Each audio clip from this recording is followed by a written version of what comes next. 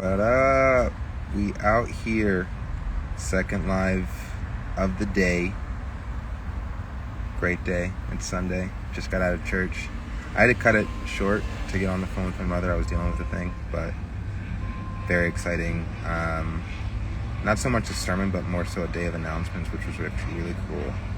And my guest just arrived.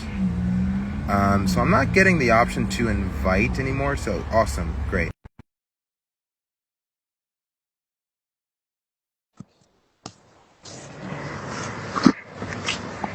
This one's a bit unorthodox so far as where we're taking this meeting, but we're gonna make this work. What's up, bro? Oh, hey, brother. How you How's your doing? day going? Good, good. Very good energy. Good energy for the day. How about you? Sounds good. To be honest, last week was pretty brutal. So today I'm taking it slow, and I'm trying to rest a bit because tomorrow I'll have a brutal squat and deadlift day, and I need to rest up a bit. But other than that, I'm pretty good, thank you. So would you say that when it comes to your training, it's more so powerlifting and you have the body of a bodybuilder, but you train like a powerlifter? Uh, yeah, we can say that. The center of my workout system is power building based, which means that basically the big heavy movements, 90% in my agenda is powerlifting center, and in off season I train pretty much like a power lifter except uh, one day when I have all the like the little exercises like for biceps and some back of the shoulders and stuff like that. Mm-hmm. But yeah, the next challenge is in December, the lift mass powerlifting competition where I'm planning to beat all my previous PRs. We'll see. I love that. I love that. I don't get to talk to too many powerlifters often, so this is a great opportunity. And I take it that you've been powerlifting longer than you've been bodybuilding. Uh, Actually, we could say that yeah, powerlifting was a little bit early than bodybuilding in my life. So my first natural bodybuilding show was in 2019, back in Europe, Hungary. But before that, I started to utilize deadlift and squat. I've never been so much of a huge fan of bench press, probably because I'm not too good at it. But yeah, deadlift got my heart early on, and I was like, yeah, this. I mean, if you look at it like there is a couple hundred kilograms on the floor and you step there and you lift it up by your bare hands, it's just I don't know. It has Yeah, something manly in it and it has yeah, something like ancient in it. It's just yeah. pure power and just you know it's your will and the pure iron. And I think it's kind of poetic. I can definitely see that. I'm just now starting to get into deadlifts as like incorporating that into part of my like regular routine, and I Hmm. feel the same way. It's like yeah, it is very primal, just like the concept of picking up heavy weight in that specific method, you know. Yeah. So I definitely I get that. totally agree. I totally Yeah. agree. And how do you find it? What do you feel about it? I feel the same way where it's like I feel like I'm starting off. I want to add more load, obviously over time. I feel like it's going to be good for. I want to develop more density in my Hmm. back, and I really feel like deadlifts are going to become one of those movements that will help with that. Yeah, yeah, Yeah, 100% sure. Yeah, I totally agree. yeah. I had like my legs were always been my let's say my stronger side, and I got pretty okay back. But my arms are they has been always my weak point. Mm, So not right now I'm trying to focus more on those to give some more mass to it because after the Natural Olympia in 2023 and this year the I've the Natural IFBB Pro qualifier in Toronto. Both after both competition, I got some feedback on that. Yeah, conditioning is elite, and the overall package. Posing, which is I know that you're a huge fan of the art of posing, and I really appreciate that because I think that's the art side of the bodybuilding, which is really mesmerizing for me. Uh, but yeah, so density with deadlift and squat, 100%. And right now I need to focus more on arms and shoulders somehow to bring them up, Yeah, which we know that it's not an easy thing to do. right. Spam them, man. High volume, definitely for the shoulders specifically. I would go for high volume. High Um, volume. yeah, yeah, definitely, definitely. I do want to touch on. I mean, we got a couple of things to touch on. First, since you already mentioned it, posing. I did take a look at a couple of your posing clips, and I'm a big fan. What I appreciate most is um, it's weird to say, but like you bring your entire body into whatever it is that you're doing, right? And when I Yeah, say your entire body, I'm talking about your face too. And like you don't forget about the fact that this is a performance and yeah, that I don't know, like all right, so I was having this conversation with my roommate who's also future COO of this whole Natty King empire that we're building, right? And he brought it to my awareness, like I'm sure you're familiar with violinist aficionados, right? yeah, So a master violinist at like the top of his game, he like has this audience come in to like watch him play a sonata or whatever, right? They are so trained to the point where they can play the music or the sonata without a single facial expression because they're doing it day in and day out, right? yeah, The thing is that they learn that what the audience wants to see is expression. So the whole like the way that their face moves and like changes with like the arc of the music, that is part of the performance, and it's actually not something that the artist is like they're not unintentionally doing that. They're yeah, creating that expression in order to emote to the yeah. audience that the artist is just as moved by the performance as they are themselves. And that's what I took away from your performance. I'm like, oh yeah, like you get the performance aspect of posing in a way that I feel like more bodybuilders really need to encompass. I think so. It's yeah, because at the end of the day, if you take a look at the bodybuilding shows, it's called show. It's a bodybuilding show. We would love to see our sport as a profoundly manly challenge or a mission. But let's see, this is something that are being pointed by judges and by personal preferences and impressions. Yep. And the minute you step on the stage, whatever if you are in the first call out middle or you're in the last call out side, you have to be able to shine through the lights, the stage, the crowd, the whole thing, and you have to be able to radiate this personality that you got, and you have to work with you what you have. So your material is yourself and your personality. And a couple days ago, I just got your video about one of your posing practice, and you were comparing it to this anime character and the breathing, how you breathe. So it has some sort of natural flow. And Yeah. since you started this conversation with the music analogy, it's the same thing. In music, there are some pauses and there are some rhythm breaks that are created because of breathing. So you take a breath through the nose and then create a flow, and then you can't take a breath until you reach the next break point or pause point because it's in the music. It's the Yes. same with the bodybuilding. It's you Yes. if you have a good flow, you can create a nice arc. And if it's broken, they will feel it. Not necessarily, they will not necessarily know why, but they will Yeah. feel this. Oh, it's somehow it's off. Yeah. Yeah. That's exactly what I would like to. And I like, I did men's physique last year, okay? And I had an incredibly hard time connecting with men's physique as a whole, just Mm. because when I grew up, men's physique for one didn't exist when I was a kid. When I was a teenager, it didn't exist, right?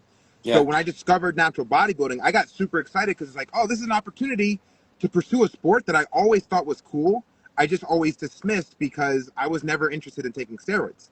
So then yeah, discovering natural bodybuilding like 3 years ago, I was like, holy shit, we're about to go, like, we actually have a sport that we get to pursue with like relentless passion. Like, thank God, right? yeah, Men's physique didn't do it for me, right? Because like that wasn't how I was raised, right? yeah, But now, like, this is like, I say all that to say, this is my first year of, I want to become a posing master. And this is my first year of like learning the true ropes of like posing mastery. And just yeah. like listening to how you're talking about it, like I'm already absorbing what you're saying. I'm already absorbing, like, and I've already been thinking like, how do we start incorporating breath into these posing flows, you know? Yeah. And you're kind of already like touching on it. Yeah, yeah, 100%. It's really important, and also if you when you are on a bodybuilding show and you're looking at a stage, someone's posing on the stage, and there is let's say just a calm or slow music, you can literally hear the athlete moving on the stage. You because we are dehydrated, sometimes you can hear the joints. It makes some noise when you turn your soul on the stage will make some noise, and also when you take a breath, and then we have to tuck in our ribs, we have to flex real hard, so the exhale will be loud, and it can be, you can hear it. So if you are thinking about it as a whole, as we all should as natural bodybuilders, because we don't have any emergency stuff that we can use 2 3 5 weeks out Yeah. of the competition. Yeah. It's a holistic approach to the bodybuilding and for posing also. And because me coming from acting background, stage acting, and then from movie background, it's for me it was really important to be able to connect to the audience. And because Mm-hmm. if you win the heart of the audience, you will never lose on the stage. Mm, mm. Beautiful, beautifully said. Okay, so okay, there's so many things happening. Let me hear it, John. Yeah, so we gotta figure out a way, because I definitely get your background, and you present it very well when you're on stage posing. Like I'm seeing a theater background, like Yeah, just like that. So the conversation I've been having is, okay. Let me ask you this question. So far as, let's just stick with natural bodybuilding. All right. What do you think the percentage of natural bodybuilders is that look at the sport as like work out in the gym, get super conditioned, and then present your hard work on stage? How many percentage of like bodybuilders are thinking of it just like that? And then like posing is kind of like, posing. Oh, we just pose, right? And then yeah.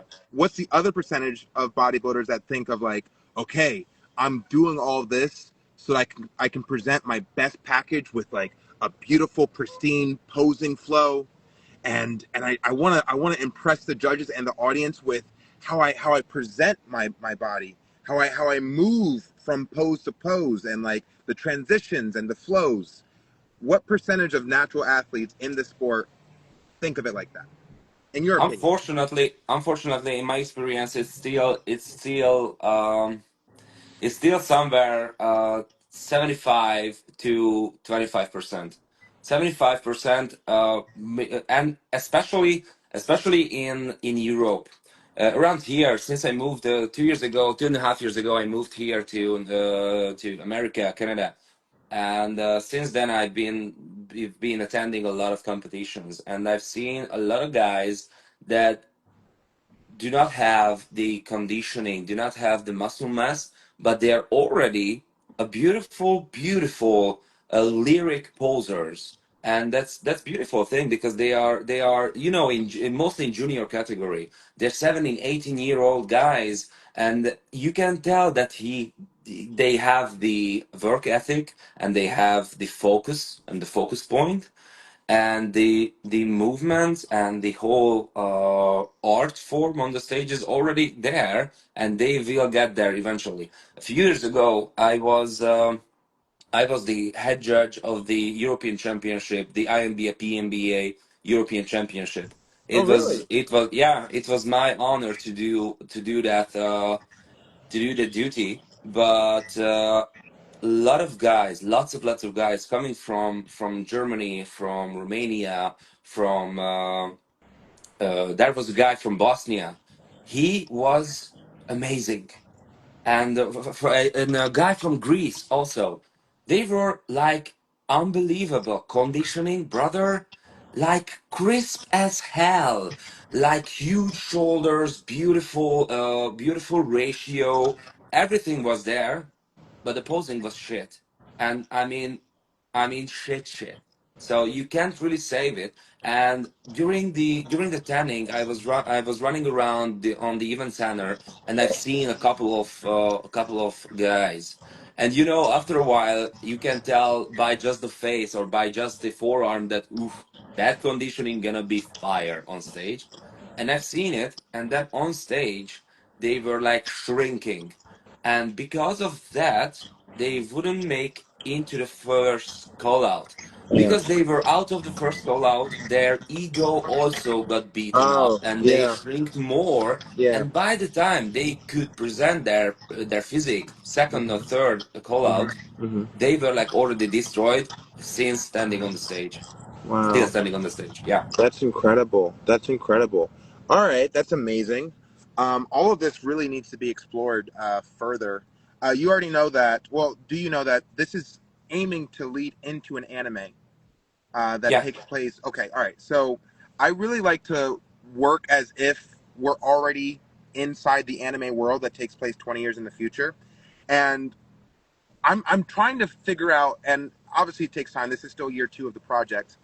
I want to figure out a way for two athletes to kind of battle it out through posing flows, Aha. almost simultaneously, where there's like I'm sure like when it comes to combat sports, you understand like styles make matchups, right?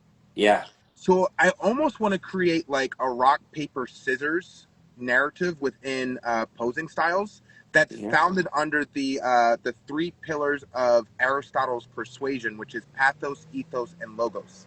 Pathos Okay. being emotional persuasion, where like you're able to emote and persuade an audience with strong feeling, and you're using like really great and grandiose language to move the audience, and you can do that with posing as well.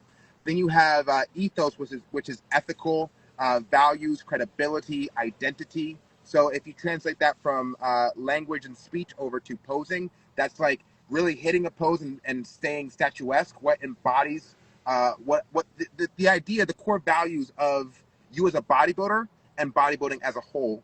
And then you Yeah. have logos, which is like logic, right? So if it's speech, then like you're logically convincing a crowd to understand where you're coming from and like bring them onto your side.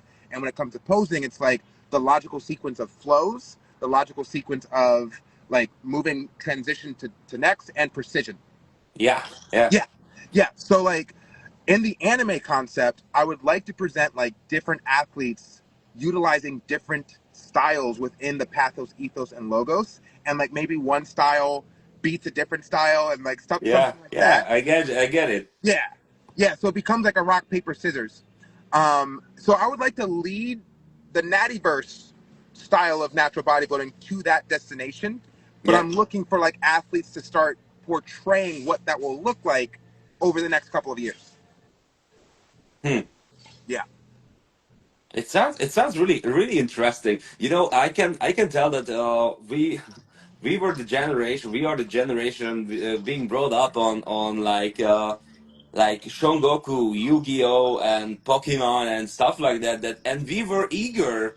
We've been always eager to find those battles of for us. And we were playing with League of Legends and video games like that, and we were like, you know, I still remember when I was a kid and I was putting together a character and oh, the new skin, I unlocked this new sword and it's gonna be amazing. To be honest, in bodybuilding and the way you're talking about this kind of battle or dual form of posing, I already feel that kind of excitement, like when you were watching Yeah, a yeah, Pokemon battle or yeah, something. You know that yeah, it has some kind of elevated yeah. purpose. Yeah, yeah, no, I'm stoked about it. Like, I'm even like getting like goosebumps talking about it right now.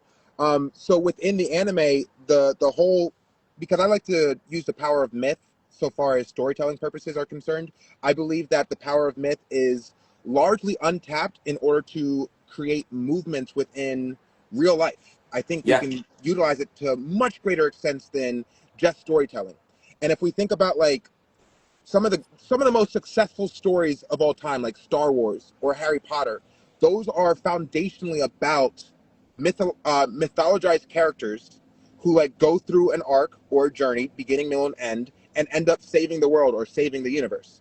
So within the mythologized version of the Natty cinematic universe, I want to suggest that the Natty King who is able to master all three pillars of persuasion and insert them into his posing, pathos, ethos, and logos, that will be the Natty King that leads the movement to achieving world peace. Quote unquote, oh saving the brother, world. Yeah, I love this narrative. I yeah, love it. yeah, yeah, yeah. So individuals like us, we can start dropping hints as to like the future. Like we're kind of creating that Natty King who like exists 20 years in the future. But he will have us to look at for examples as Yeah. to like how he can like refine his posing and get to that level of mastery for pathos, ethos, and logos. It's beautiful. Yeah, I Yeah, love it. I love yeah, it. I love yeah, it. yeah. So it's up to us to start the first steps Correct, of this initiative. I love it. correct, correct. Okay, so we're on the same page about posing. I would like to learn more from you about posing. And like obviously we have years. We got years, bro. That's the That's wonderful part. true. Okay, so we're on the same page about that. Let's talk about your career in film, acting, directing, choreography. I would love to hear about that. Okay. I could yap about it for weeks, but let's try to make it brief. Okay. Um, so the origin of my artistic background was that I'm an orphan. I lost my parents when I was 10 and then 14. Mother first, then father, and then I ended up 15 years old, standing alone with a huge black bag on my back in a poor Eastern European village, and everyone in the village thought I'm gonna go down. And to be honest, it was a pretty fair assumption because I was kind of alone, and I was already like, because the village knew that I had a rough background because of mother, because of mom, and after that I was alone, and they were like, yeah, he's gonna go down. But somehow, and it wasn't like a moment in the movies that and then I knew I had only two choices, going up or going down. But it was somehow I was just forced into the way that okay, now I have to figure out myself, and now I'm responsible for myself. I can blame no one. I can only blame myself for my success or for my downfall, whatever. So I went to an electrician school, and I finished the electrician school, but I already wanted to do acting because in an amateur acting company I was doing fairly well, and I figured that my trauma, uh, so it was kind of my therapy, my therapy, my shed. I could hide in theater, and I could use all of those energies and channel those negative feelings and negative energies and traumas into a performance.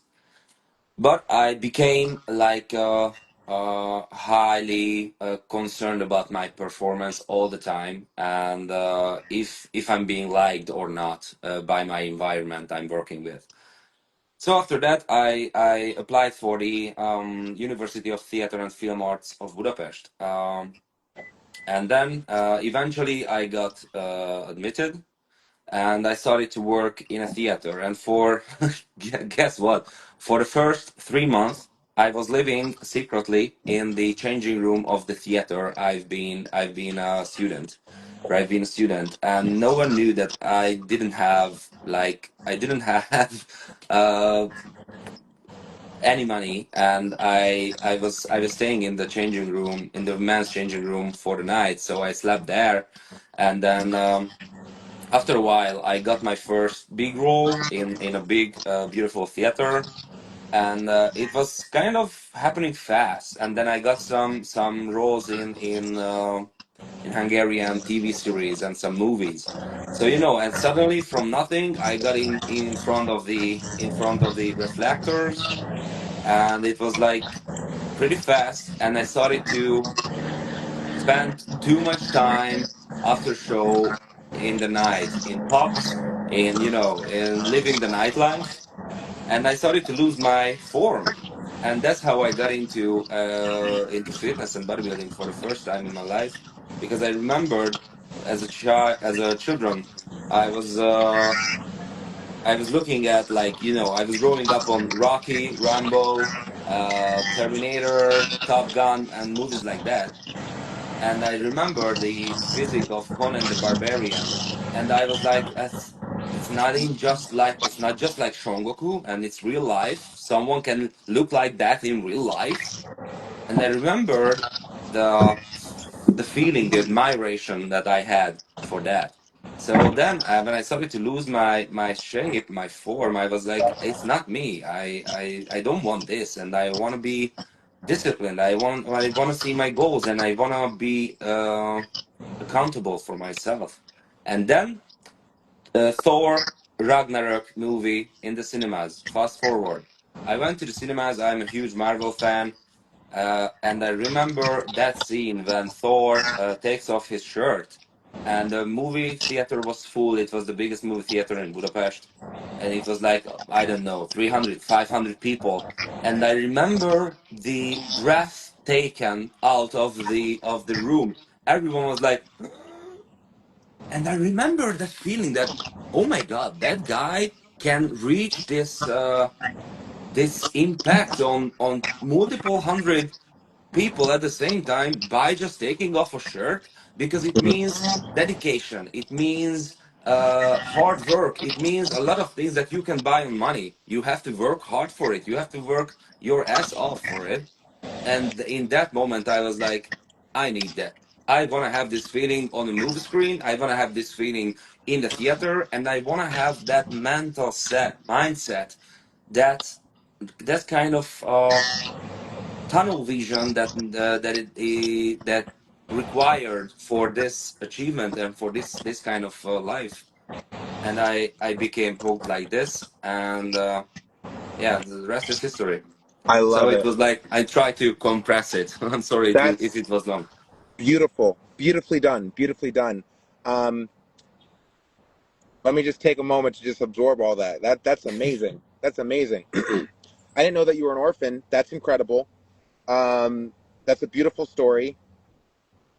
The fact that Dragon Ball Z was over in Hungary is incredible to me. When you saw Thor Ragnarok, what language was it in theaters? It was in English with the Hungarian subtitle. Okay, okay. Um, all right. So this is all wonderful. Okay, all right. Let me think. Let me think. So, shit. Let me ask you that: how Uh-huh. did you get into fitness? What was your fire point? I don't even want to move on to me, but we can, because there's a question I want to ask, but I can't remember it. So I'll answer your question. I'll let it come Okay. back to me. What got me in? So I've always liked working out, but I was always incredibly dismissive of the sport of bodybuilding because, like I said, When I was in high school, it was Ronnie Coleman and Jay Cutler as like the Mr. Olympia champions. And my stance on anything is if I'm going to do it, I want to be the greatest of all time. Yeah, So like when it comes to acting, like acting was my first passion. Like I yeah, wanted to be an actor. And it's like I'm looking at Denzel Washington and I'm coming for his title. Honestly, yeah, like that's just how my brain is. So then as I continued to evolve as an artist, I got into writing and storytelling and I was like, all right, well, I'm going for greatest of all time for that, right? yeah. Then COVID happened, and by then I'd already come up with like, I want to tell the greatest story of all time, and that is the story of the hero's journey, focused on the human species as a whole, with an emphasis on the friends that we make along the way. So that is the Okay. framework for the greatest story of all time. The hero's journey from the perspective of the entire human species with an emphasis on the friends that we made along the way. That means like we're telling the greatest story of all time right now. We're both the hero and we are both making friends. Like it's all Yeah, simultaneous, right? We yeah, just do that 1,000 times over the course of our lifetime, right? yeah. I already got that figured out, and then gained a bunch of weight during COVID. The gym shut down. I was eating like Uber Eats. I don't know if they have Uber Eats, but yeah, yeah. So I'm like, I'm getting nice and fat with my girlfriend, and then 2021 comes along, and I'm like 40 pounds fat, and I have no idea how I'm going to lose the weight because the gyms are closed. So then I learned about calorie deficit and tracking calories and basically losing fat through that method, and I lost 40 pounds in the first 4 months of 2021 without stepping Nice. foot in the gym. I didn't step foot in the gym. So then, when I saw my physique 40 pounds lighter with just tracking calories, I was like, holy shit, what would happen if I like trained with a high level of efficiency while tracking calories? Dude, we could have something truly remarkable.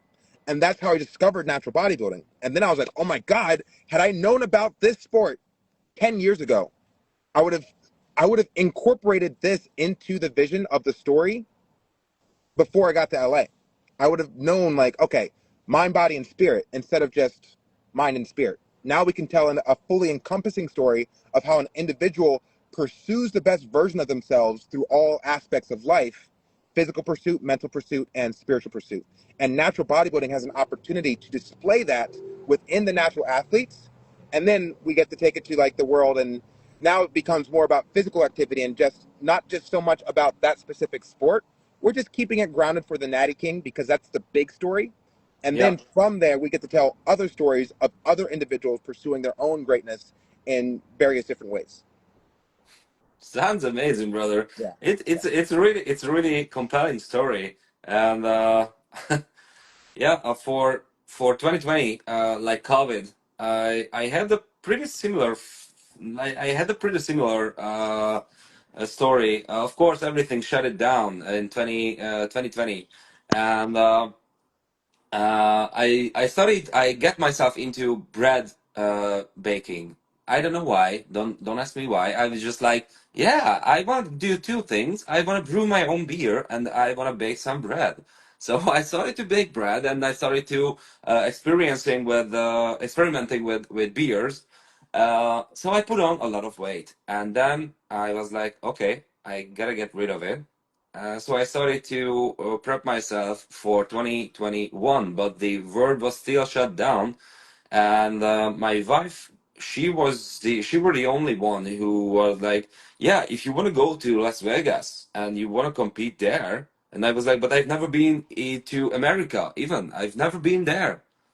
She was like, "It's okay. There's always a first time. Let's do it together, and we will ask for special permissions and everything what you need to in order to get into Las Vegas."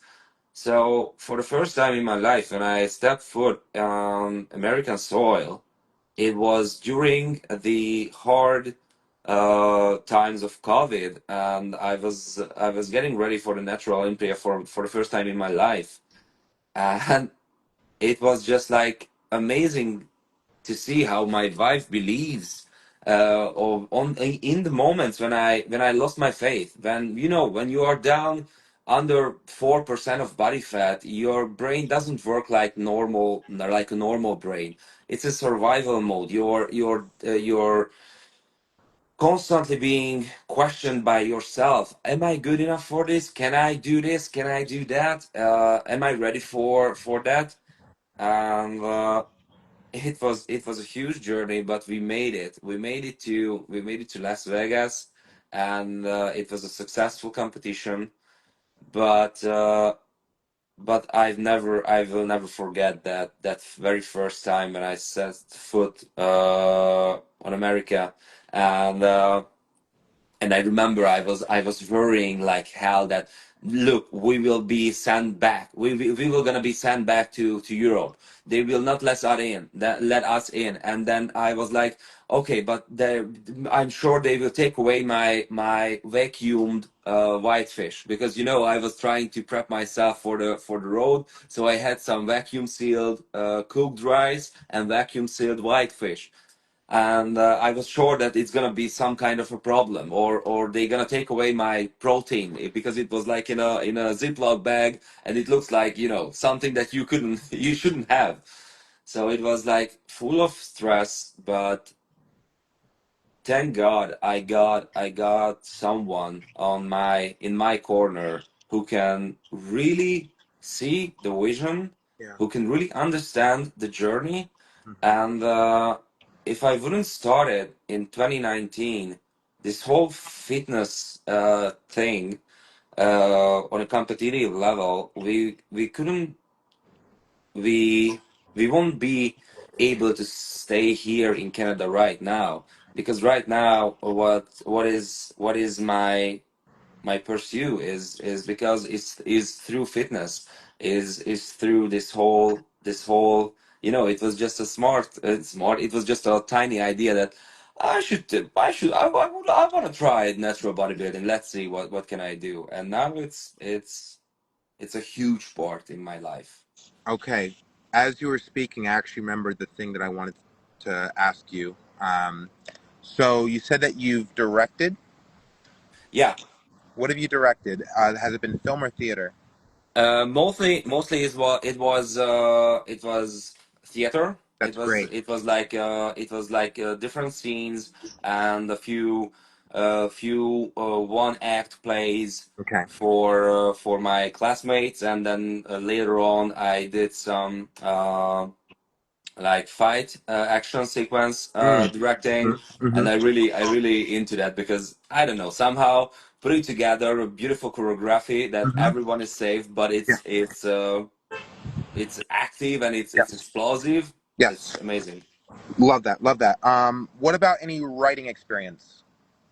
It was just like when I got in Canada, get in Toronto, I got admitted to Seneca College, acting for screen and voice, because I wanted to discover what's the difference in between North American acting programs and Eastern European acting programs. What's the main differences? And I got into like creative writing. It was one of my course, and some um, art of uh, art of the spoken word, and we had to write our own poems, our own pieces for that. Love That's it. all. Love it. Okay, this is great. Okay, what I'm about to say right now is I'm simply planting a seed. So the seed that I plant right now will see blossom into something later on, but I want to share it with you just because I like your vibe. Um, all right, so when you think of Star Wars, have you seen Star Wars? Brother. Of course, yeah. Come on, yeah, come on. Yeah, yeah, yeah. Okay.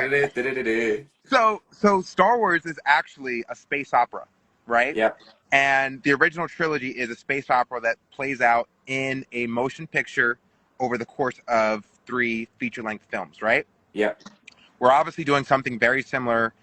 It is the Natty King is an opera. 100% it's an opera, right? And we are first presenting it as a cinematic docu-series that leads into a live streamed one night only event where we crown the first ever Natty King. And then my intention is to do a feature length film that takes place right in between the cinematic docu-series, which follows the 30 natural bodybuilders as they're prepping that year yep, going into the King of Naturals tournament. I want the feature length film to take place the peak week prior to the live streamed event. So far as the sequence of events would be, let's say everything goes with the timeline that I have envisioned. 2028, we're filming the 30 natural bodybuilders that year. They get to peak week, we stop filming, so we don't know what's going on during peak week. And then at the end of peak week, we actually do the King of Naturals tournament, which is a live streamed event, biggest sporting event in the history of bodybuilding on Netflix. We've got celebrities, everything. Like it's a huge moment, like WrestleMania type of moment, Yeah. right? And then that's a huge hit. Couple years later, the Natty King feature-length film premieres, and we actually capture the peak week going into that live streamed event. That was a historical moment, and it's completely fictional. It's like super epic explosions. Like it's crazy. The type of shit that happened during that peak week is insane, and it's like it's light, it's dramatic, it's epic, and it's like really captures that opera, right? Yeah. From there, we have successfully captured the vision of like this is grounded in reality, but we're also playing with the scale and the exaggeration of the stakes and things of that nature, right? Yeah. Yeah. From there, I see a really great opportunity to actually ins- install the story in high art, where actually we get to present it in the form of an actual opera. And I think it would really be a great operatic play. Like I truly believe that. I don't know like when we would actually have that realized. Maybe like 2035 ish or something like that. Yeah. But Yeah. I'm just planting the seed now. I think that this would really be a great opera, especially when like we infuse it with like pathos, ethos, and logos, and like posing Yeah. flows, and like Yeah. yeah, Yeah. yeah, It can have something in it. Yeah. Yeah. definitely, Definitely. definitely. Especially if we play the ending, and the ending is supposed to be like the fulfillment of this prophecy, where the one Natty King who's able to capture or master the three pillars of persuasion. I Yeah. feel like that's what the opera would be about. Yeah. Mm-hmm. Yeah. Mm-hmm. I love it. I love it. Yeah. You really have your vision expanded to all parts of this huge world. Yeah. When I Yeah. look at it from the perspective of a multimedia project, all I like the only thing I get to do now from this perspective is look at other successful multimedia projects. Star Wars is a multimedia project. It was first presented as a three length or a three trilogy motion picture. Then it became a television show in the form of we've got Obi-Wan, we've got the Mandalorian, we've got the Book of Boba Fett, we've got the prequel series, we've got the sequel series, Yeah. we've got the cartoons. That's a Yeah. multimedia project. So if I look at if I have the same vision of like Star Wars, Star Wars is a space opera. The Natty King is an Earth opera. It's Yeah. a natural opera, and we get to Yeah. follow the Yeah. same Yeah. elements. 100%. Yeah. 100%. Yeah. So I think you're super cool, and I love your artistic theatrical background. So I think we should totally continue to work together. I have finished casting the roster for this year, so I'm going to reopen casting in 2026 with the Yep. intention to cast an additional 10 and then cast the final 10 in 2028. Yep. My intention so far is working with natural athletes within this sport whether you're on the roster or not, there's still great opportunities to Of like, course. Yeah. yeah, like this is a Natty King empire, as I would like to Sure. describe it. And if you're just a natural bodybuilder, your opportunity for growth within the empire is limited. But if you're a natural bodybuilder and fight choreographer, natural bodybuilder and actor, natural bodybuilder, 100%. Yeah. yeah, you get what I'm saying. Yeah, yeah, I got you. I got Yeah, you, brother. Of yeah. course, yeah. And I just wanted to say, because I soon have to be go because today is the ending ceremony of the Hungarian Film Festival in Toronto. Cool. I gotta Very go cool. there. That's Yeah, amazing. yeah, it's gonna be a nice award ceremony, and I gotta be there with my wife, and she's gonna sing a few songs over there. Oh, So, that's so cool. yeah. But before that, I wanted to mention that thank you so much for your time, and I really appreciate this few minutes to have a conversation with you and to Uh, take a look into your thinking about this whole universe, and it's really amazing. And I hope everything will be in our favor, and we really can build the future of bodybuilding, which is, I think, is natural. I could not agree more. And I love what you have going on. I love your family. your wife sings, your son does jazz. Yeah. Oh my god, that's so cool. That is so cool. I love your story. So like, dude, I'm so glad for this connection, and Me too. I look forward to collaborating with you more. Honestly, truly, Me too, brother. Keep in touch and let's build this future together. let's do it. We're on the same page. All Okay, right. brother. Take All right, care, have a brother. great rest of your Enjoy your day. day. I'll talk to you. All right.